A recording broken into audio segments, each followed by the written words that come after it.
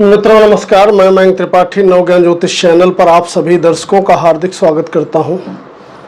आज के वीडियो में जानकारी देंगे मेष राशि वालों के विषय में कि अक्टूबर, नवंबर और दिसंबर ये 3 महीने आखिर 90 दिन में वो कौन सा समय रहेगा, वो कौन सी तारीखें रहेंगी जो आपके लिए बहुत ज़्यादा खास होने वाली हैं। प्लैनेटरी पोजीशन किस प्रकार से आपके लिए इतनी अच्छी बनी हुई है कि आने वाला समय आपके लिए बहुत ही ज़्यादा फायदेमंद साबित होगा। सबसे पहले आप स्क्रीन पर चार्ट देखिए। ये है प्लैनेटरी पोजीशन अक्टूबर के महीने की। मैंने 1 अक्टूबर का ये जो चार्ट है लगाया हुआ है, इसको आप देख सकते हैं। आपके लग्न भाव में गुरुदेव बृहस्पति, राहु और साथ ही साथ 1 तारीख को चंद्रमा का गोचर है। शनि का गोचर 11वें भाव में यथावत जारी है।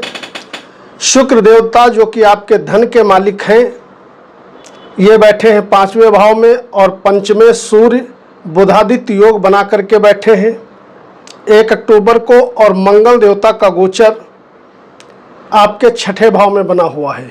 ये 1 अक्टूबर की प्लैनेटरी पोजीशन है। अक्टूबर के महीने में आपके जो लग्नेश हैं, ये 3 अक्टूबर को यानी कि शुरुआत के 2 दिन तो ये 6ठे भाव में रहेंगे। उसके बाद इनका गोचर 7वें भाव में हो जाएगा 3 अक्टूबर को, और उसके बाद ये वृश्चिक राशि में चले जाएंगे 16 नवंबर को। यानी कि लग्नेश का जो गोचर है ये आपका 7वें भाव में और 8वें भाव में तीनों महीने रहने वाला है। अक्टूबर, नवंबर और दिसंबर 3 महीने लग्नेश यहाँ पर रहेंगे। और आपके जो पंचमें सूर्य देवता हैं, इनका जो गोचर है धनु राशि तक होगा। तो सूर्य का जो गोचर है 6ठे भाव में, 7वें भाव में, 8वें भाव में और 9वें भाव में, इन तीनों महीने यहाँ रहने वाला है। शुक्र देवता जो कि आपके धन भाव के मालिक होते हैं और वैवाहिक जीवन के मालिक होते हैं, इनका जो गोचर है अक्टूबर से लगा करके दिसंबर तक जाएगा वृश्चिक राशि तक, यानी कि 8वें भाव तक का इनका गोचर होने वाला है। शनि का गोचर यथावत रहेगा। राहु नवंबर में राशि परिवर्तन करके आपके 12वें स्थान में चले जाएंगे। और गुरु का गोचर जो कि आपके भाग्य भाव के मालिक हैं, ये लग्न पे ही रहेंगे। ये है प्लैनेटरी पोजीशन। सबसे बात पहले करेंगे उन व्यक्तियों की जो लोग नौकरी में हैं। अगर आप नौकरी कर रहे हो तो आपकी कुंडली में कर्म भाव के स्वामी शनिदेव इच्छा पूर्ति के भाव में बैठे हुए हैं और नौकरी के मालिक बुध देवता, इनका गोचर 6ठे भाव में, 7वें भाव में और 8वें भाव में रहने वाला है। यानी कि अपने उच्च राशि में रहेंगे, फिर ये अपने राशि से द्वितीय हो जाएंगे, फिर तृतीय हो जाएंगे। ये मत सोचिएगा कि ये 6ठे, 7वें, 8वें में है तो आपका बंटाधार करेंगे या आपको परेशान करेंगे, ऐसा कुछ नहीं है। ये अपने राशि से दूसरे और तीसरे जाएंगे तो आपको घबराना नहीं है। नौकरी आपकी बढ़िया चलती रहेगी, कहीं कोई दिक्कत नहीं है। अगर आपके पास नौकरी नहीं है तो तारीख नोट कर लीजिए। 1 अक्टूबर को आप प्रयास करना शुरू करिएगा। 1 से 18 अक्टूबर तक का जिन मेष लग्न या मेष राशि वालों के पास नौकरी नहीं है, उनको प्रयास करना चाहिए। निश्चित तौर पे उनको नौकरी मिल जाने के इस पीरियड में योग बने हुए हैं। इसके बाद का जो समय रहेगा उसमें नौकरी के लिए स्थिति तो अनुकूल रहेगी, लेकिन मान के चलिए आने वाले अगले जो 2 महीने हैं लगभग, उनमें नई नौकरी मिलने का योग दिखाई नहीं पड़ रहा है। हालांकि नौकरी में अगर हो तो लाभ लगातार इन 3 महीने आपको मिलता हुआ दिखाई पड़ेगा। बात करेंगे व्यापारियों की, तो अगर आप व्यापारी हैं तो व्यापार के लिए शानदार समय बना हुआ है। व्यापार अक्टूबर में आपका बढ़िया चलता हुआ दिखाई पड़ेगा। वहीं पर नवंबर के महीने में 3 नवंबर से लगा करके 28 नवंबर तक का, जब शुक्र देवता नीच अवस्था में रहेंगे इस पीरियड में, उस समय व्यापार में आपको निश्चित तौर पे उठापटक होते हुए दिखाई पड़ेगी, ये मान के चलिए।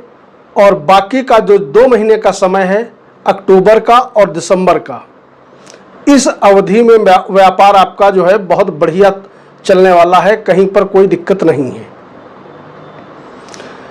बात करते हैं उन व्यक्तियों की जो कि है विद्यार्थी। तो विद्यार्थियों के लिए जो भैया समय है, के बीच में समय डामाडोल भी होगा, जब बुद्धि का स्वामी सूर्य देवता नीच के होंगे 10 अक्टूबर से लगा करके 16 नवंबर तक। तो उस पीरियड में सभी विद्यार्थियों को चाहिए कि ओम आदित्याय नमः इस मंत्र का जप करें, और अगर आप टाइमली सो करके उठ जाते हैं तो सूर्य भगवान को जल भी दें, क्योंकि सूर्य नीच होंगे। और दूसरी चीज 7वें भाव में इस पीरियड में गोचर करेंगे, जो डेट मैंने बताई है। तब आपका पढ़ाई से मन भटक सकता है, तो इस पीरियड में आपको उपाय जरूर करने चाहिए अगर आप विद्यार्थी हैं तो। बाकी का जो समय है 2 महीने, वो विद्यार्थियों के लिए बहुत अच्छा रहेगा, कहीं कोई दिक्कत नहीं है। शिक्षा में, उच्च शिक्षा में, दोनों में ही स्थितियां लाभप्रद बनी रहेंगी। हालांकि बहुत खराब इसलिए नहीं हो पाएगा क्योंकि गुरुदेव बृहस्पति की सीधे पंचम दृष्टि बुद्धि पर और नवम दृष्टि भाग्य भाव पे, उच्च शिक्षा के भाव पे पड़ रही है। लेकिन जब बुद्धि का स्वामी नीच होता है तो कहीं ना कहीं हर्डल्स जरूर क्रिएट होते हैं, इस चीज का ध्यान रखिएगा। अगर प्रेमी जोड़े हो तो स्थिति वैसे ठीक है, लेकिन जब सूर्य नीच के होंगे बुद्धि के मालिक हो करके, तो आपके लिए भी थोड़ा मनमुटाव प्रेम में हो जाने के योग बनेंगे। बहुत बुरा आपके लिए भी नहीं होगा क्योंकि गुरु का प्रभाव सीधे सूर्य पे रहेगा। तो इस पीरियड में रिश्तों में मधुरता बनी रहे, इसके लिए आप अपने वाणी पर संयम रखिएगा, और दूसरी चीज अपने प्रेमी से बना करके रखिएगा।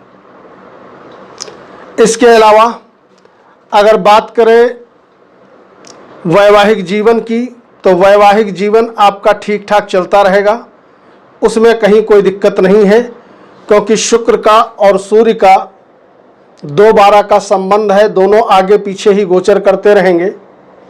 ऊपर से गुरु की दृष्टि भी है आपके 7वें भाव पे।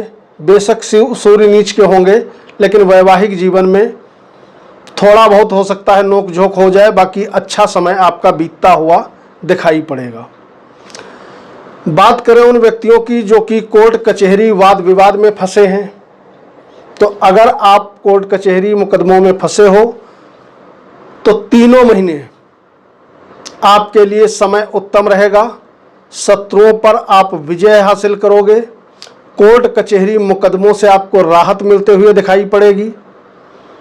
अगर कोई वाद विवाद चल रहा है तो वह भी आपका इन 3 महीनों में सलट जाने के योग दिखाई पड़ रहे हैं।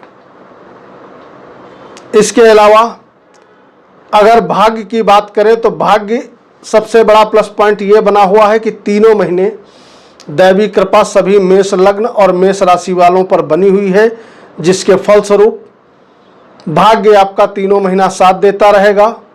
और उधर मंगल देवता का गोचर 3 तारीख से लगा करके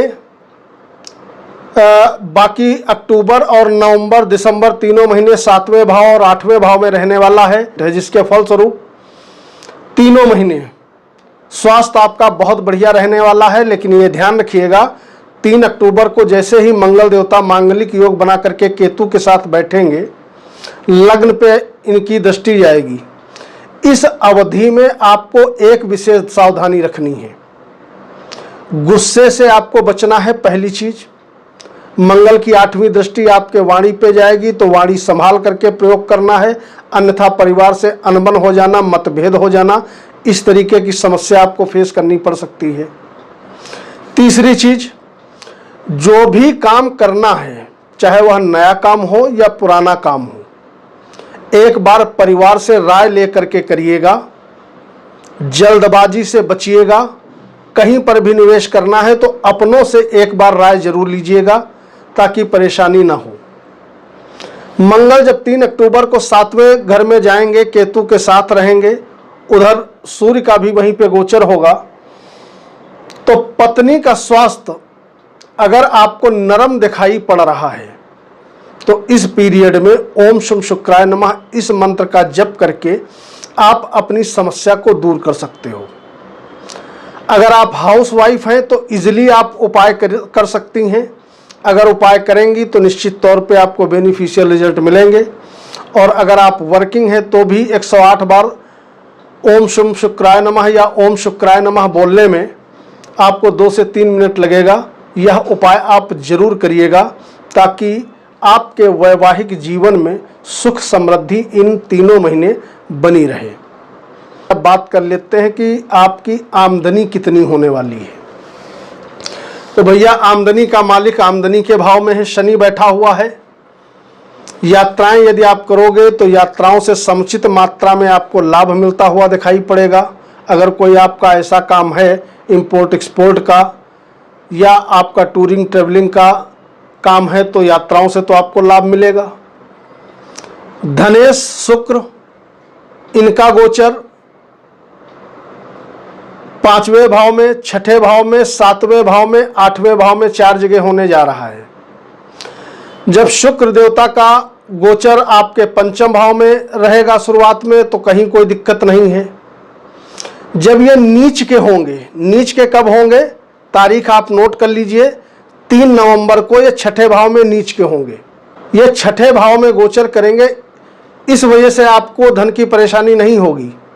परेशानी इसलिए होगी क्योंकि यहाँ पर जब ये बैठेंगे नीच में राशि में तो थोड़ा कमजोर अवस्था में हो जाएंगे। हालांकि नीच भंग योग बन जाएगा, बुध तब तक आगे बढ़ चुके होंगे, बुध केंद्र में रहेंगे, दोनों का परिवर्तन योग बन जाएगा, शुक्र का और बुध का।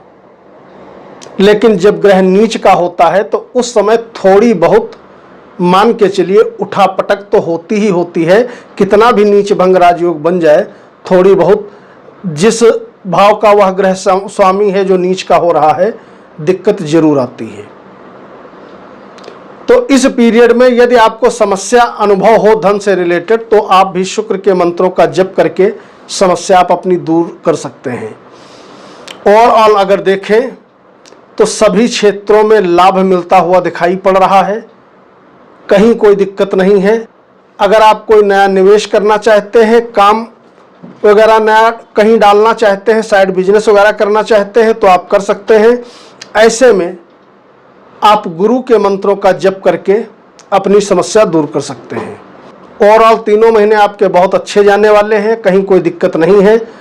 उपाय करेंगे निश्चित तौर पे आपको लाभ मिलेगा। यह राशिफल लग्न कुंडली और चंद्र कुंडली दोनों के अनुसार आप देख सकते हो, दोनों में कहीं ना कहीं आपको सटीकता मिलते हुए दिखाई पड़ेगी। कल मिलेंगे। मयंक त्रिपाठी को अनुमति दीजिएगा। कमेंट बॉक्स में जय बजरंगबली जरूर लिखिएगा। नमस्कार।